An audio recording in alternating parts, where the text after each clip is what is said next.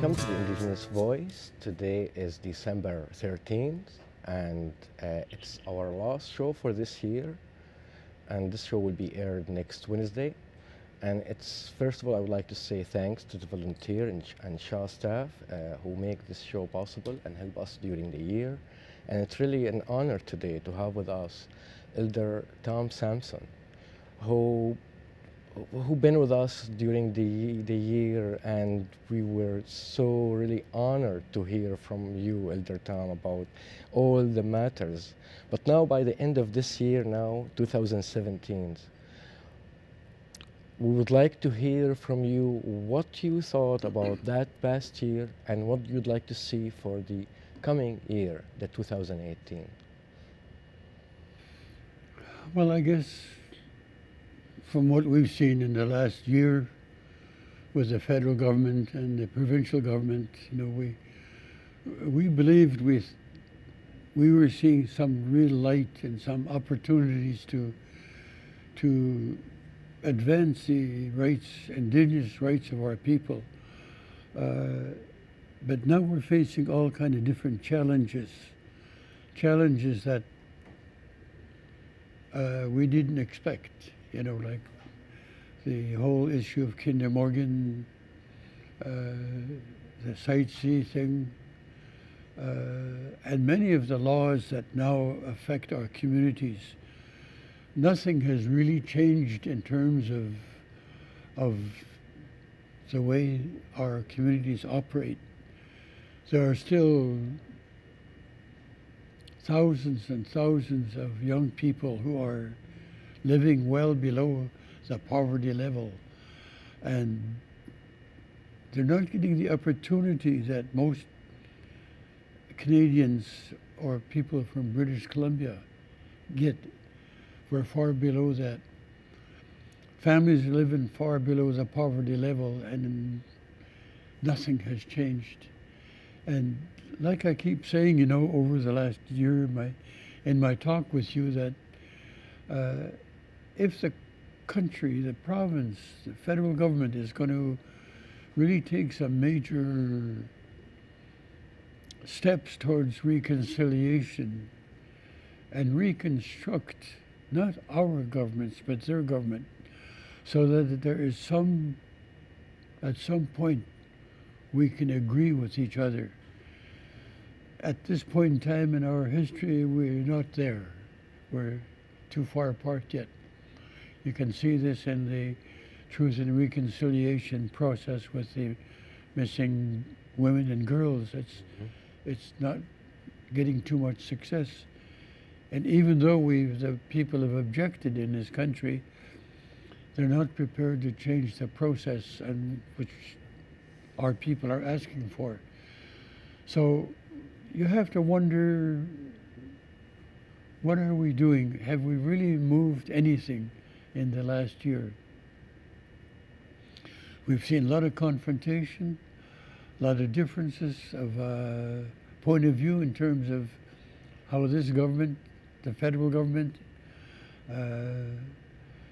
operates. It's not really clear to us, at least to me, because you got the Minister of Indigenous Affairs, and now you got the Minister of Public Services and Programs, and we haven't really seen what that's going to do yet. We hear about it, but we don't know if it's going to ever materialize to anything that means anything to the people of this country. So that's been the struggle we're in this last year, 2017. And I believe that until there's some real true talk, and people are telling us, we're going to walk with you, hand in hand, we'll solve the problem together. That's not happening. The people at the top end of the government are still deciding, we'll tell them what's in our toolbox, and whether they can use it or not, that's going to be up to them. So we see this discouraging process of not being able to really get to the bottom of what the problem is. You know, the suicide of children in all parts of Canada, the young people who are not getting the education they need. We don't see much hope in that. Because, you know, when you look at the national picture and look at the bigger picture, you know, we see little bits and pieces, you know, across the country where they dump and put a certain amount of money in one area and everybody gets happy. But that doesn't solve the whole problem, you know, of putting the necessary resources in place to help all of the people in this country. Or at least, sorry to interrupt, or at least to say things as they are and connect the issue properly to the colonial settler process that happened and is still happening in this society. We hear Mr. Trudeau talking about we did wrong, but I'm not really sure if he is talking about what wrong he's talking about. Is he talking about the elephant in the room, as I like to say, which is the colonial settler project on the top of a stolen land, or just mentioning stories, secondary story, which is very related to this colonial process, like residential school, which is horrible in its own, but in the end, it's only one tool was used by the Canadian government to accomplish their colonial goal. Well, sometimes I wonder, you know, when we listen to the Premier of this province and the Prime Minister of Canada talking about how they're going to do things, and they even actually get emotional sometimes. And, you know, it's hard to understand that. You know, I've watched the Prime Minister when he was talking about the things that need to be done and the regrets they've had of the history of the way Indigenous people have been treated. And, you know, they show the emotion, but there is no solid, yes, we're going to really change it this time. It's just not there. You know, it's artificial, you know, and it's, to me, I don't like talking in a negative sense, but when you see these things happening, it's not easy to see things positive when it's not visible. So when I listen to the Premier and the Prime Minister, and they get emotional sometime, and especially on the sightseeing thing, you know, we knew that they were going to go ahead with it anyhow. You know, and the former government, the Liberal government, pushed it. Now they're blaming them because they pushed it to a point of no return. Well, I think things could have been done a long time ago if they would have listened to the people. You know, not just Indigenous people, the people who live in that part of the country, the province, made it clear they weren't happy with what was going on. But because the government and its supporters, the shadow government we call them, the corporations, whether it's a Crown corporation or other, it's still the same. You know, whether it's ICBC or BC Hydro or any one of these Crown corporations, you know, they have only one objective in mind, and that's to stay alive, no matter about anybody else. And that's what we see happening. Until there's some real control over Crown corporations and real input from the people at the bottom level, at the lower level. Because we listen to scientists and political analysts, and they're saying, you know, it's wrong to do this, and yet the government goes ahead and does what they're told to do by the Crown Corporation. So when do we start to believe that there's going to be real change? You know, I see it in our young people that they're ambitious. Let's try. We know that people like me, sometimes they say, you know, you failed, you didn't make it. I said, well, if I did make it, I can sure as heck tell you what to avoid. And that's what I'm doing. I'm telling them, you got to watch these politicians, because at the end of the day, you know, they'll walk away from the They are government. like mercury. Yeah. So we're stuck with, whether it's NDP or Liberal or Green, if it's about party politics, we're in trouble, because we've seen it not only here in Canada, but we see it in the United States. You know, where the Americans are struggling with the kind of leadership that's emerging out of, you know, out of that part of the country. And it's not good news for anybody, because way back in the 70s, you know, Canada was warned about what the Americans were doing in terms of accessing resources in Canada, British Columbia. But no one is really listening, you know, and now it's happening. We've got American companies, foreign companies, literally Like taking over Morgan. the country. And it's no longer about who is a Canadian citizen, if there is such a thing, you know. Sometimes I don't think there is. We're just corporate citizens. We're not Canadian citizens, we're corporate citizens. So we have to wonder sometime, you know, how can we change the way things are in this country for the Indigenous people? Because we are at the bottom of the pile. We are the last to receive anything. You know, our housing, education, it's been studied so many times that the First Nations children are living far below the poverty level, and nothing is happening there. Children go to school hungry, they go to school tired, they're living in broken down houses. It's not just here in Vancouver Island, it's right across the country. And we see it on television every day, every night. And, you know, the news comes on and they show it to us. And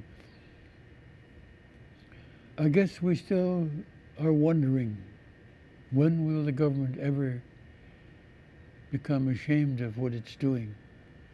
When are they going to realize that they can't continue down the road that Sir John A. Macdonald paved a long time ago and trudge? We're still on their path yet, these modern governments, whether it's federal or provincial, we're still on that same road. It hasn't changed, not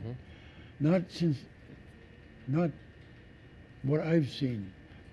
And I'm 82 years old now, and I haven't seen very much change, you know, except things just get tougher. And some people say, well, you know, we got to participate. Participate in what? Exactly, in a system that took everything from you. Yeah, I mean, yes, exactly. Participate in what? As you said. There's no jobs, and they're promising people they're going to up the wages, minimum wage to something. The people who are on minimum wage now are saying even that when it does go up, if it ever goes up, it's still too far behind. So it's not just Indigenous people. It's the people of this province that are caught in the trap that they can't get out of. People are holding down 2, 3 jobs to try to make ends meet. And as a result of that, a lot of the families are breaking down because there's nobody at home. You know, children are walking the streets in Victoria, Vancouver, everywhere across the country, because there's nobody at home. Nobody helps them. And then we wonder why there are so many young people opting in for the drug trade, whether it's marijuana or other illegal drugs that are being distributed throughout the country, Victoria, Vancouver, and right onto the reservation. Because we got drug dealers in every reservation in this country. It's not 2 or 3 drug dealers on competing for poverty money, because that's what it is, poverty money on a reservation. Actually, I don't know. When it come to any issue, kind of drug dealing or any social sickness in any community, I want to blame the indigenous community about this problem because they are not free in the first place and their own and choose that path. They are in a vulnerable situation. They are out of control of their life, of their land. So how I'm going to go and add more, as they say, an insult to injury? And again, but in the end, there is, as you mentioned, there is a lot of issue facing, whether from suicide, and even in a young age. But in BC here, or on this unceded territory, the Coast Salish, what do you like to see as a change, and is it possible to see anything happening in 2018? Well, like I said the last time I was here, the Supreme Court of Canada has already said this is what you must do. You have to do it. It's the law of the land now. Well, the government is not prepared to go down that road, in terms of Indigenous rights or Aboriginal or treaty rights. They're not ready to go down that road. Mm-hmm. They're hard to convince that part of society that it's a obligation now. They have to do it. But you can't use the same vehicle that we've been using for the last 150 years, which is the Indian Act. Mm-hmm. It hasn't provided us with the tools to get out of the mess that we're in. Not the mess we created, mm-hmm. but the mess that the government's created. They talk about amending the Indian Act, which really is just is an apartheid act, because it doesn't provide us with the power that we need to make the change that we want. And as apartheid, it's a separate law for the indigenous community, different than the laws for the non-indigenous community, and that's why apartheid term here fit perfectly. But Elder Tom, in Coast Salish area here, in regard to like national resource like salmon and wildlife, well, we've been fighting that battle we first raised this issue of the salmon being in trouble back in 1947. I was only 12 years old then. When we first raised that thing, the elder said, look, there's something wrong with the water. It's warm. It's something, because the fish are not there no more. They've gone out of here. But what the fish were doing, because the water was warming up, they were going deeper and deeper until they were far down below. They were a couple of 100 feet down. And it's like that now, like even this year. The sockeye run was nothing. And the more we say, look, there's something wrong with what you're doing as managers of the resources, the salmon. And we say, we have to look at the watershed. That's because it's like this table. If the sun shines on it long enough, it's going to get hot because there's no shade. But you put a whole bunch of cups there and you create a shadow, and it keeps the land cool. Well, all the forest is gone. There's no more forest. And as a result of that, when the water comes from the mountain, it comes down and just gets warmer and warmer and warmer because there's nothing there to keep it cool anymore. And that's a simple thing. That's a simple analogy of what's going wrong. Mm-hmm. But scientists say, well, we need to study it. We got to study it in deeper depths, and I don't know what that is either. So I think the people that I knew a long time ago, the elder who were fishermen, who went out in the ocean every day to get fish for their food and supplies for the winter, they knew what was happening. That's 1947. That's a long time ago. But nobody listens to us because I don't have a diploma. I don't have a certification that tells me I've got enough brains up here to know the difference. So they don't listen to me or listen to anybody. And it's about us who've lived in this land for thousands of years. I'm not a stranger to this land. I was born to this land. Mm-hmm. And so was my ancestors, my grandfather, my great-grandfathers, all of them. They were born here. And they know what the land was like. They knew the weather. They'd look at something and they knew what was going to be cold or warm because the forest told them that. The trees told them that. You know, my great-grandmother was an old woman when she died. She was as a tree out in my yard, still there yet. And she'd look out there and say, oh, it's going to be a cold winter. And I said, she was talking in our language, and she says, look at the moss on that tree. It's thick, especially at the joints where it's really, real thick. And it was like that because the weather was going to be cold and snow, and the tree had to keep warm. See, the tree needs warmth too, but nobody listens to that common sense, you know.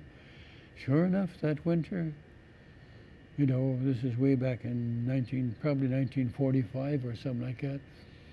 Yeah, the cars used to drive in the Saanich Inlet, go out in the bay there, Mm-hmm. on a car. The ice was that thick, but not anymore. You know, it's the weather, the climate change has been happening for almost 100 years, I guess, but nobody pays attention to it. And talking, You know, and sorry. There's probably photographs of the Saanich Inlet when the cars were driving out there, someplace in the archives here in Victoria. But we saw that because we saw those cars driving out out in the ocean, down where I live. We've seen that.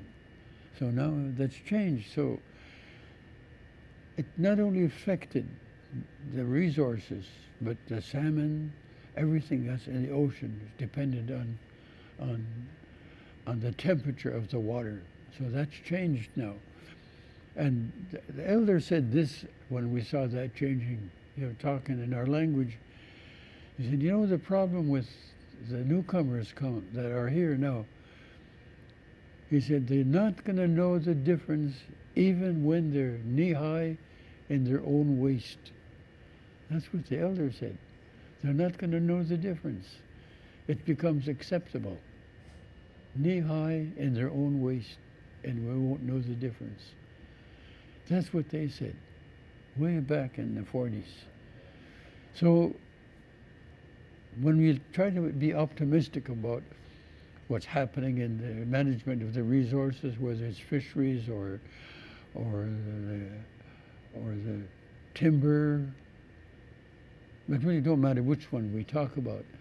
The management of wildlife, it's all gone.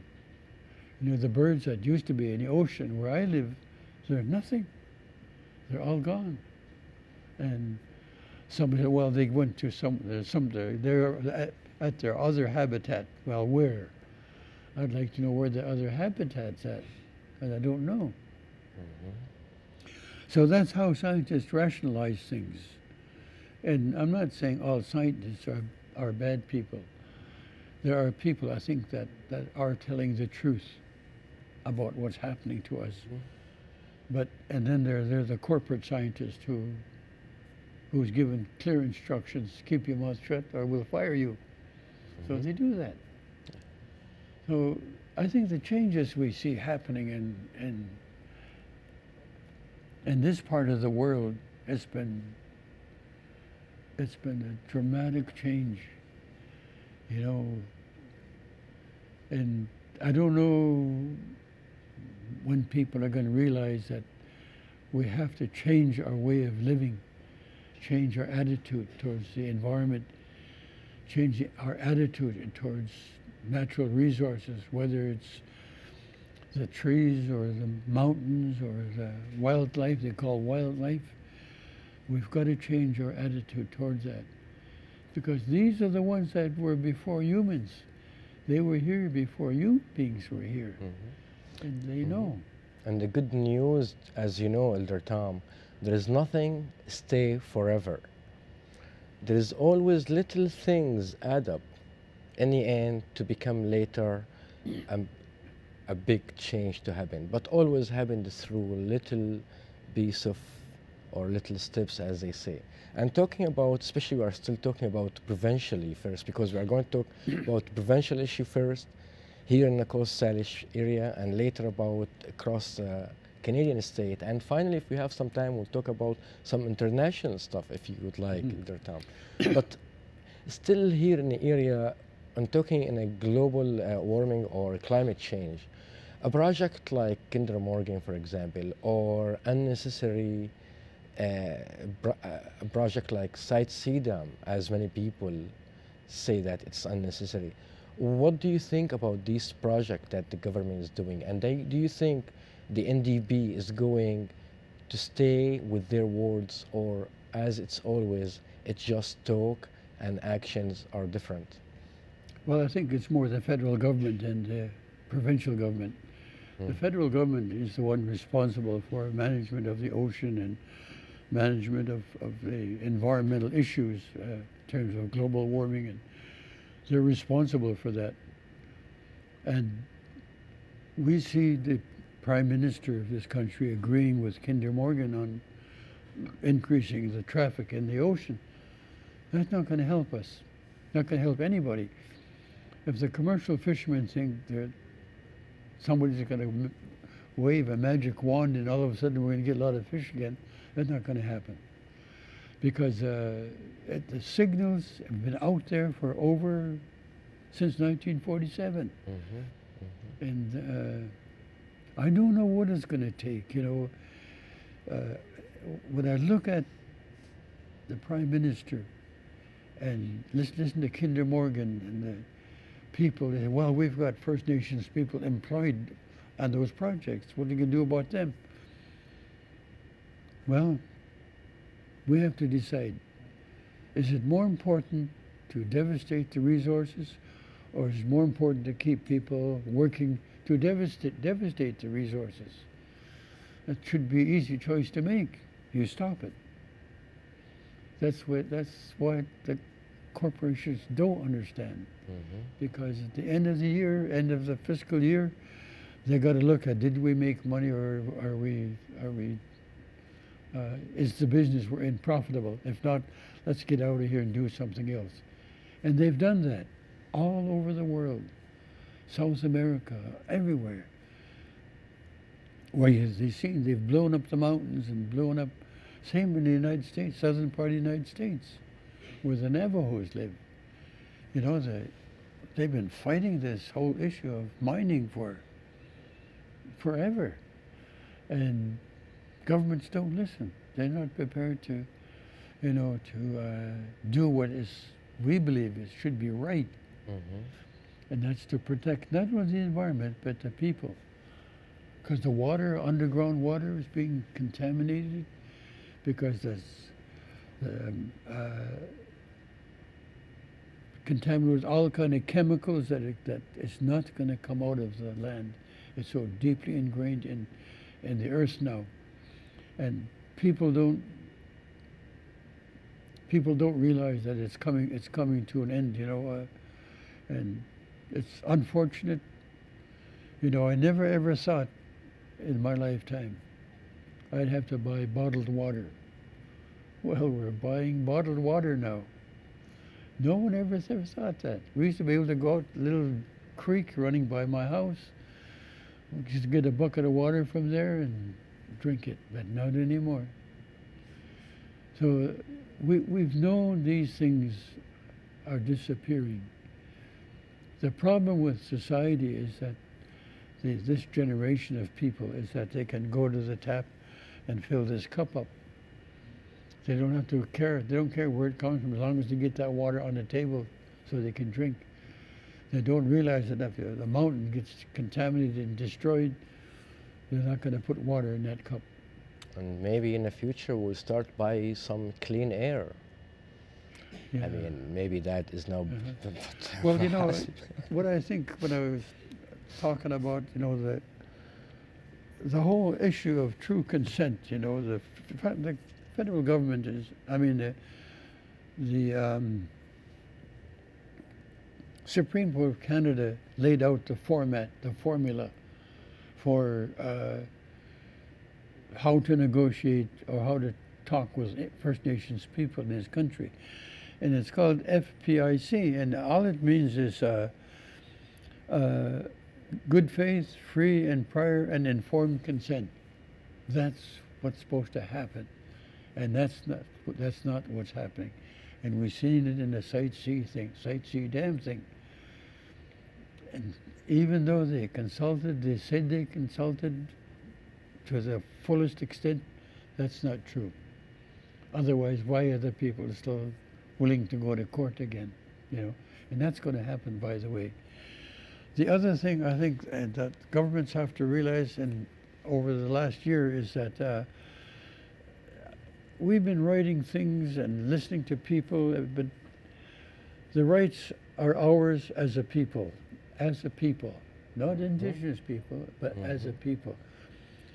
But because we've been here the longest, this is what we've been saying. Before anything else can be achieved, however, the Canadian government must recognize its historical, legal, moral, and constitutional responsibility in relation to Aboriginal rights and treaty rights. The obligations. We are aware that the federal government's position on these rights and obligations is opposite to our own beliefs and understanding. That's what the government has failed to do. They haven't gone down that road, even though they're saying they're going to make things better. No one's seen it yet. You know, and all you got to do is watch the media, nighttime news across the country, and you look down at the broken down houses, the tribes losing more and more children, families grieving, and nothing's changed. So it's hard to be optimistic when you see these things happening.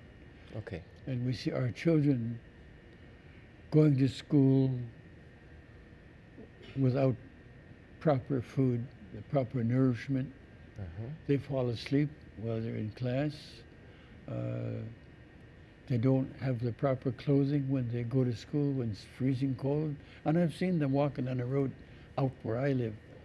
I've seen these children walking to school freezing cold, below zero, and they're walking with just a shirt on.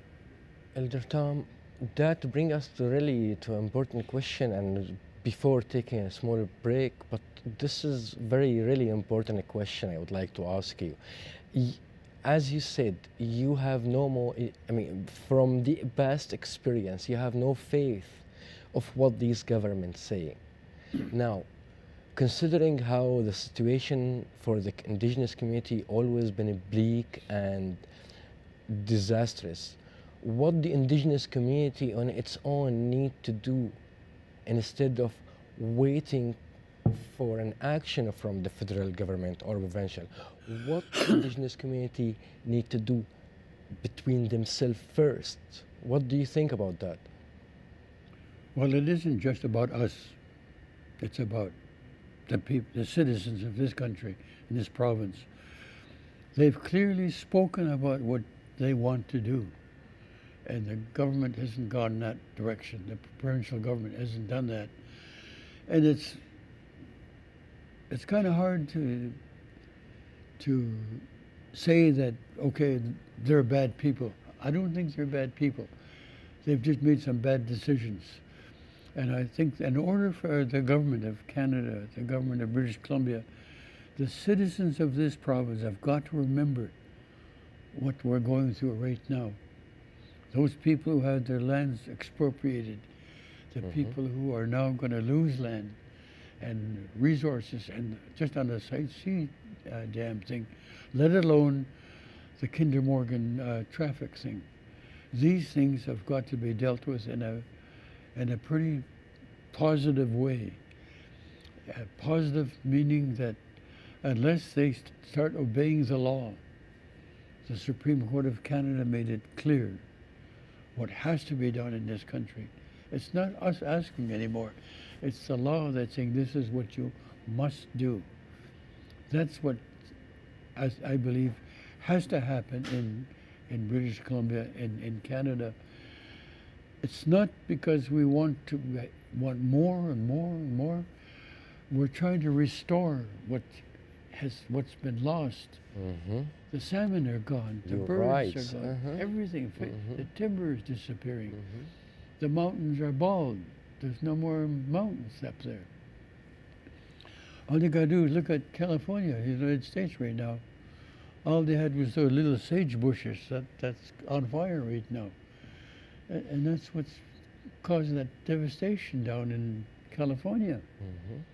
There's nothing left there except tiny little bushes and those spindly little trees that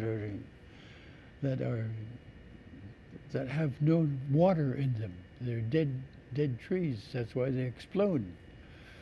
But I think the government of Canada and the province of British Columbia have got to remember that, I think, starting today, tomorrow, they had better start listening to the people.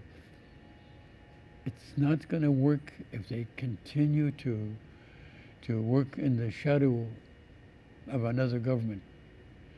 You know, the shadow government, the corporate world. It's like I said, that they're not bad people, but their agenda is not our agenda. And I think we need to clearly show the government of Canada and the province of British Columbia and the corporations, if you damaged our land, then you had better be prepared to, you've got to be held accountable. If they can't be held accountable, they should never be granted license or permits for mining, forestry, anything, fisheries. If they can't be held accountable, I would say shut them down. Because that's the only thing that they understand is their bank account. Exactly. You tighten their bank account up, Money system they believe in it. they may change their attitude, but I don't think so. Elder Tom, we are going to take just a short break, and when we come back, we'll talk about, you just mentioned the USA, we'll talk about the Standing Rock, if you like to talk about it, because this is something important happened last year, and other issue if we have some time. So we'll be back just in a minute.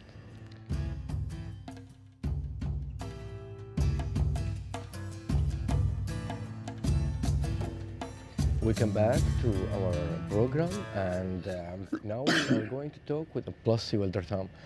Now we're going to talk with Elder Tom about like across the Canadian state. Like we have many issues, as you know, Elder Tom, from the TRC, the Truth and Reconciliation Commission. We have the murder, missing Indigenous women and girls. We have the issues of residential school and latest statement by Trudeau in, I think, in the east side of the country.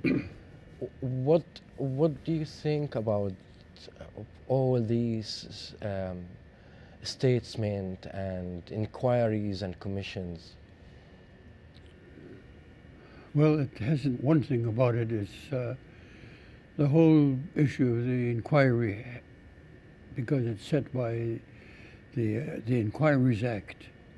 See, the Inquiries Act is not something that we help construct or put together by lawyers and consultants that work in Ottawa.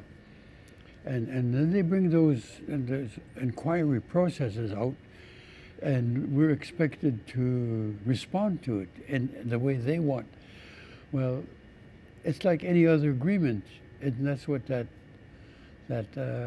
informed consent means.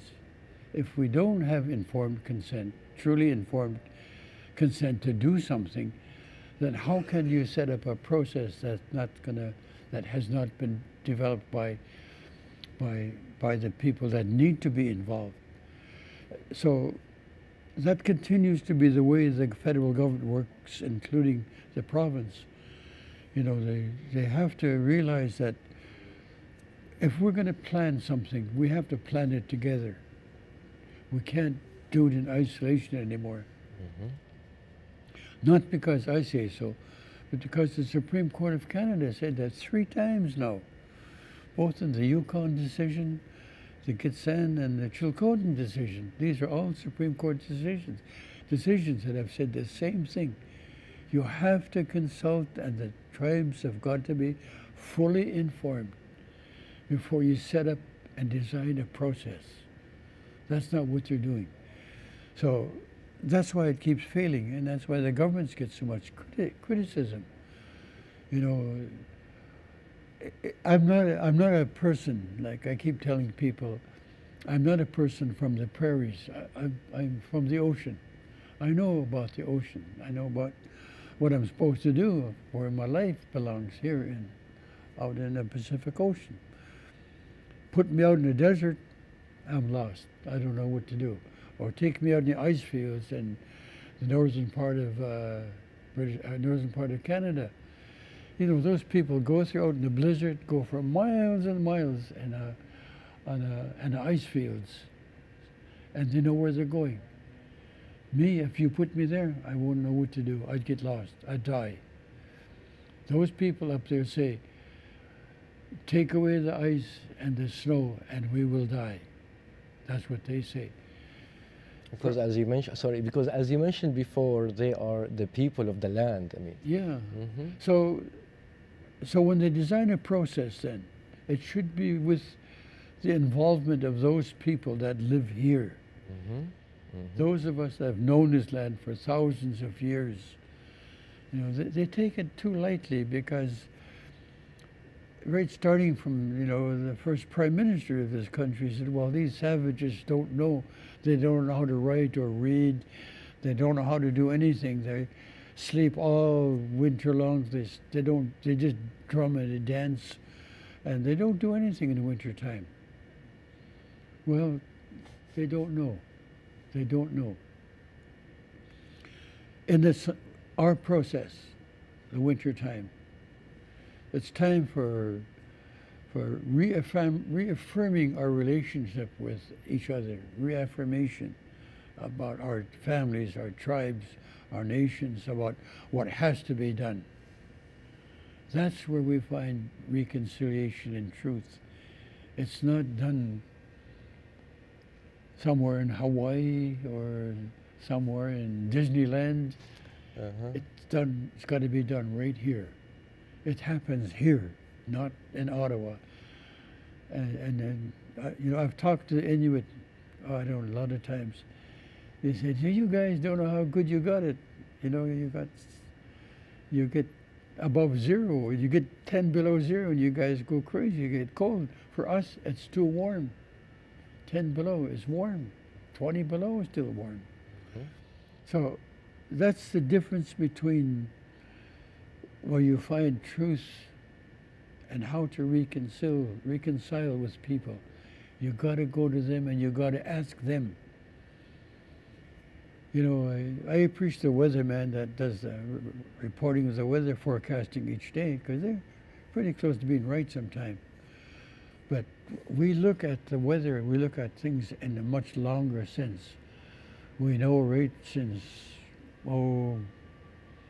mid-October, late October, it was going to be cold certain time of the year. because nature tells us that. So truth and reconciliation is not really dependent on what humans believe in. It's what nature tells us. You know, everything has its own process. And we tend to believe as humans that we are above everything else.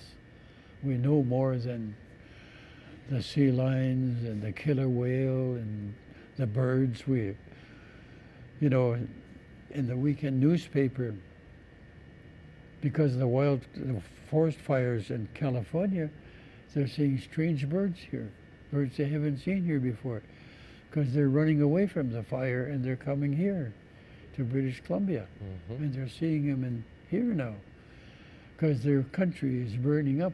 There's nothing left of it. So the birds are not so stupid.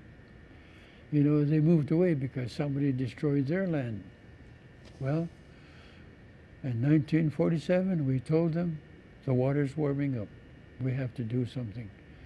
But no one's listening to us.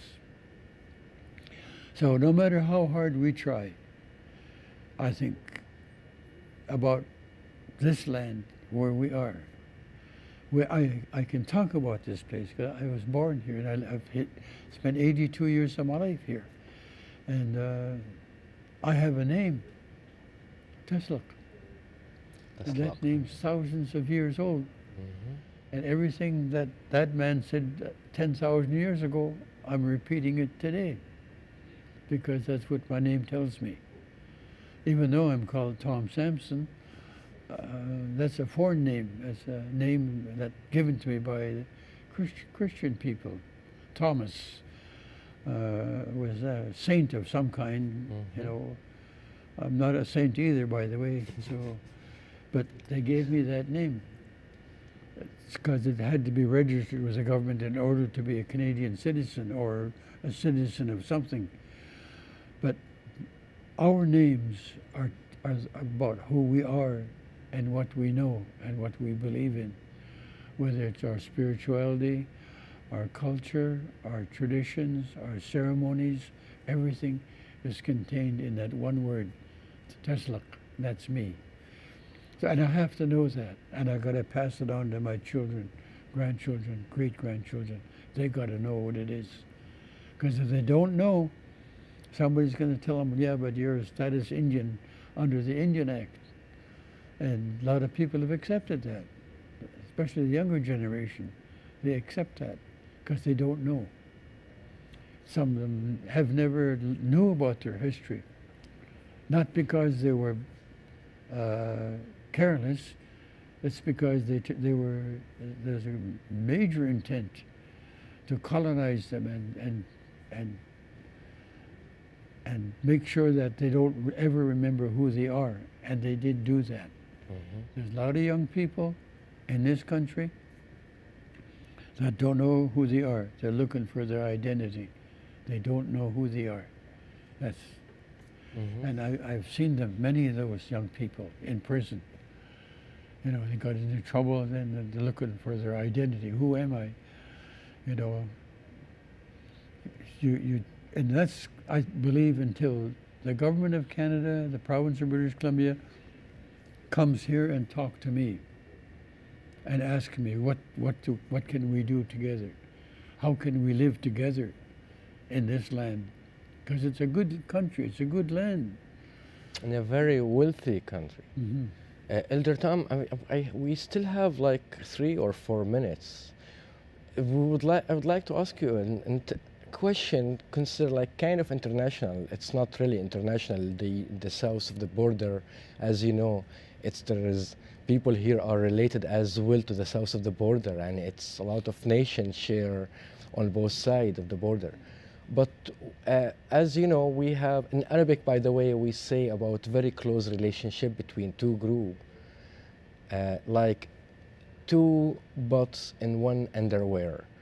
And the USA and Canada, they seem like two butts in one underwear. And now we have, if we move a little bit again to the south, we have last year the Standing Rock incident, where we have remind us again that the USA was established on on the stolen land from these indigenous people who still until now are resisting. And the aggression of the USA around the world, it is there where it started, and they are very familiar with it. What do you think about the whole USA aggression and what the experience of Standing Rock? Well, it's happened ever since 1492. That's when it started, this aggression. And it continues right to this day. I think First Nations people, Indians as they call us, we've always been on the way. Right from, whether it's in anywhere in North America, United States, Canada, we've got to move those Indians out of the way so we can develop this country. And that's been the position of the government of the United States and Canada. Remove them or take the land away, educate them so they won't know who they are. That's happened. It's the plan. So this aggression then is not just physical aggression. It's a whole the colonization of a culture, being acculturated. We are somebody else now. That's what they want.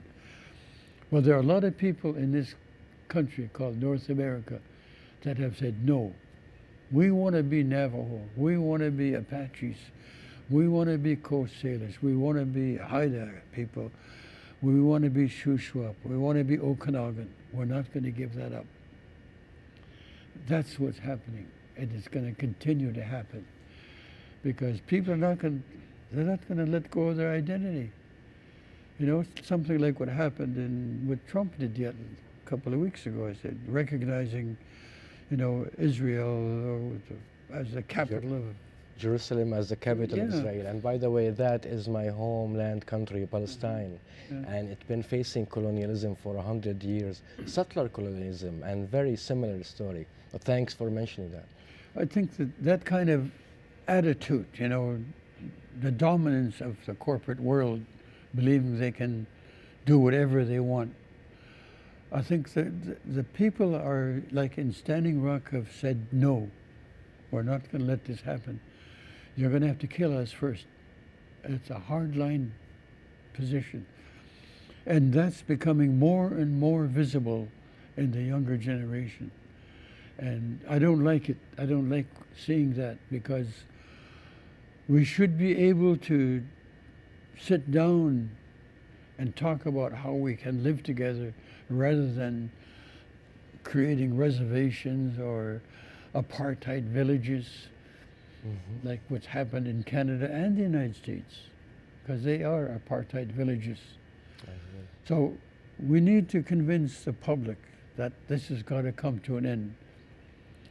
They've done this to all the immigrants, the first immigrants that came to this country.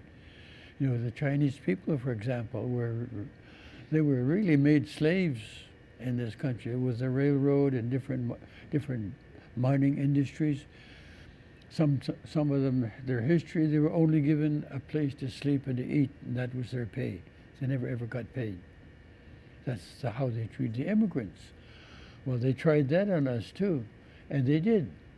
They put us on reservations and starved us to death. Elder Tom, we are out of time, but I hope in next year you will see something, at least some real steps and real change, which bring back kind of the hope that there is something serious can change. But again, it's really an honor to have you with us during the whole year, telling us what you think about these important matters to the Indigenous community. So from my heart, Elder Tom, I would say thank you very much. Tesla. Elder Tsartlip, it's an honor. Okay. And thanks for watching the program today.